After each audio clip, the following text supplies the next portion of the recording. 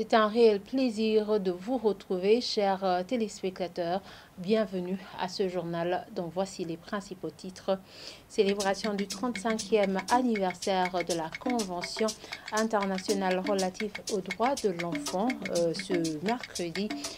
Pour cette occasion, le président de la CNIDH, Dr Sixbeni Nimurawa, demande entre autres à l'État burundais d'accroître l'allocation budgétaire pour l'enseignement. Vous aurez plus de détails au cours de ce journal. Et toujours en marge de cette célébration, la rédaction de la radio-télévision Isanganiro vous propose un reportage personnalisé sur les conditions de vie difficiles d'une famille de 5 enfants dont 3 vivent avec un handicap. Notre reporter les a rencontrés sur la colline Rusiga en commune Rugombo de la province Cibitoke. Voilà pour le sommaire. Des détails, c'est tout de suite.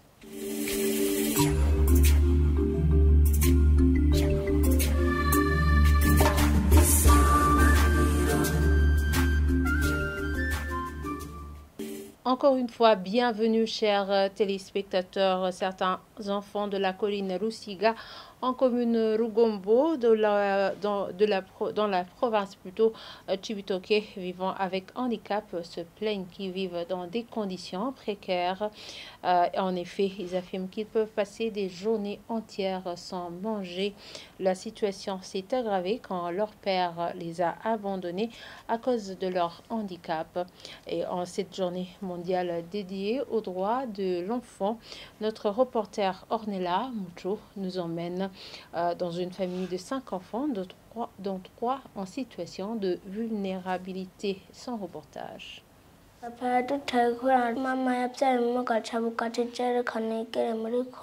Ce sont certains enfants de la colline Rusiga, en commune Rugombo de la province Cibitoke, issus d'une famille à faible revenu de 5 enfants, dont 4 filles. Parmi elles, 2 vivent avec handicap, un garçon de 10 ans vivant lui aussi avec handicap. Ces enfants indiquent qu'ils mangent rarement 3 repas par jour et surtout en qualité et quantité insuffisante. Dans cette famille de 5 enfants, l'aînée a 18 ans et la cadette a 8 ans. C'est seulement cette dernière qui a eu la chance d'avoir accès à l'école. Toutefois, elle indique qu'elle s'absente souvent suite aux conditions précaires dans lesquelles ils vivent. On ne mange pas. Parfois, on mange seulement un plat de haricots ou de feuilles de haricots. C'est rare qu'on soit rassasié. Alors, si je me présente à l'école, dans ces conditions, je somnole et les enseignants me disent de rentrer à la maison pour mieux se reposer. Cette fillette indique aussi qu'à part cette pauvreté alimentaire, le logement est aussi indécent puisqu'ils ne parviennent pas à se couvrir comme souhaité. Lorsqu'il pleut ou fait froid, je n'arrive pas à avoir un habit protégeant contre le froid parce qu'on a peu d'habits, en plus de vieux habits. Nous dormons sur une natte à 4 grâce à un bienfaiteur qui nous l'a donné. Et on se couvre en seul pagne qui est déchiré. Leur souhait est qu'ils vivent dans de bonnes conditions comme d'autres enfants et demandent aux bienfaiteurs de leur venir en aide. Entre-temps, ces enfants disent qu'ils souhaitent devenir des sœurs de la doctrine chrétienne pour s'engager au service de l'Église, mais aussi aider les autres enfants en situation de pauvreté. À côté de ces enfants, leurs mères demandent aussi d'être appuyées pour subvenir aux besoins de leurs enfants, surtout pour les filles en âge d'adolescence dont leurs besoins sont spécifiques. Ces enfants sont nés en état physique normal, mais après, ils ont commencé à avoir des malformations et sont devenus handicapés. J'ai essayé de les faire soigner dans presque tous les hôpitaux, jusqu'à vendre notre maison, mais en vain. Alors leur papa, après avoir constaté tout ça, il est parti et nous a abandonnés. Mes enfants mangent une alimentation déséquilibrée et de mauvaise qualité. Ces enfants vivant avec handicap souhaitent aller à l'école. Je n'ai pas de moyens. J'ai besoin d'être soutenu. Le chef du cabinet du gouverneur Saïdi Anissé indique que l'administration suit de près cette situation et qu'il a déjà cherché des orphelinats pouvant les accueillir sans succès. On n'a pas encore trouvé un orphelinat qui accueille ces enfants. Nous pensons que si on pouvait trouver aussi une organisation non gouvernementale qui pourrait aider, appuyer ces enfants dans leur ménage, ça serait encore mieux. Donc, nous lançons un appel aux organisations non gouvernementales, mais aussi à ces gens qui ont des orphelinats, de faire de leur mieux pour que ces enfants aient aussi le droit de vivre comme les autres. Gérard Nyondima, coordinateur provincial au sein de la FVS Amis des enfants qui milite pour les droits des orphelins et des enfants en situation de vulnérabilité, indique que dans cette province de Chibitoke, il y a plusieurs cas d'enfants nécessitant d'être soutenus dont la FVS ne peut se le prendre en charge. Il y a beaucoup d'enfants, des OEV qui méritent d'être assistés. En tant que FVSC, nous ne pouvons pas combler tous les enfants. C'est-à-dire nous travaillons en consortium avec les autres organisations, qu'elles soient internationales ou locales, par exemple l'UNICEF, World Vision, World Child, etc. Si nous avons déjà identifié les enfants ou les écoles où on n'a pas les bas pupitres, nous travaillons avec ces organisations. Et pendant cette année, nous avons un projet qu'on appelle Komezawige. Nous avons acheté autant de pupitres pour les enfants. C'est-à-dire, pour nous, en tant qu'FVS, nous identifions ces écoles, ces enfants qui méritent d'être aidés et nous travaillons avec les autres organisations que nous travaillons en consortium. D'après un rapport de l'UNICEF de 2024 publié à l'occasion de la Journée mondiale de l'enfance, l'avenir de l'enfance pourrait basculer en 2050 à moins que des mesures urgentes ne soient prises pour préserver les droits de l'enfant. Et toujours en marge de cette célébration, la Commission nationale indépendante des droits de l'homme trouve que le respect des droits de l'homme reste d'actualité en Afrique comme au Burundi. Cependant, en ce 20 novembre, coïncidant avec le 35e anniversaire de la Convention internationale relative aux droits des enfants, le président de cette commission constate que des défis persistent en dépit des progrès, notamment le phénomène des enfants en situation de rue. Dr Six Vigny Nimurawa demande entre autres à l'État burundais d'accroître l'allocation budgétaire pour l'enseignement. Mireille Kanyangé a assisté à la conférence de presse organisée par le président de la CNIDH. Son reportage.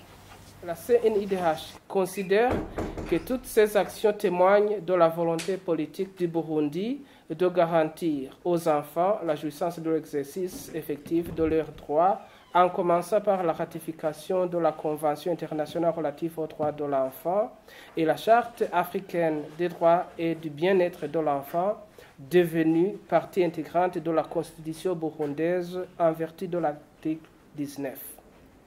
La CNIDH se réjouit de la justice appropriée pour les cas de mineurs en conflit avec la loi, qui sont traités avec célérité dans différents cours et tribunaux du Burundi, même si la lenteur s'observe parfois dans le transfert de ces mineurs en conflit avec la loi vers les centres de rééducation qui sont situés dans les provinces de Ngozi, Rumonge et Ruyigi. La CNIDH constate que des défis persistent en dépit de ces progrès dans le domaine de protection et de promotion des droits de l'enfant. Les obstacles à la pleine jouissance du droit à l'éducation sont notamment l'abandon scolaire dû aux grossesses non désirées, au phénomène des enfants en situation de rue devenu une problématique nationale, à la consommation des stupéfiants, à l'éloignement des écoles dans certaines régions, aux catastrophes naturelles occasionnant la fermeture des écoles, à l'émigration, au travail des enfants dans les ménages ou ailleurs, etc. La qualité de l'enseignement est aussi affectée par le manque de matériel didactique suffisant et à la qualité des locaux et le ratio enseignants-élèves plus élevé. Vous aurez compris que c'était plutôt des propos recueillis par notre consoeur Mireille Kanyangé, non pas son reportage. Et continuons ce journal par la page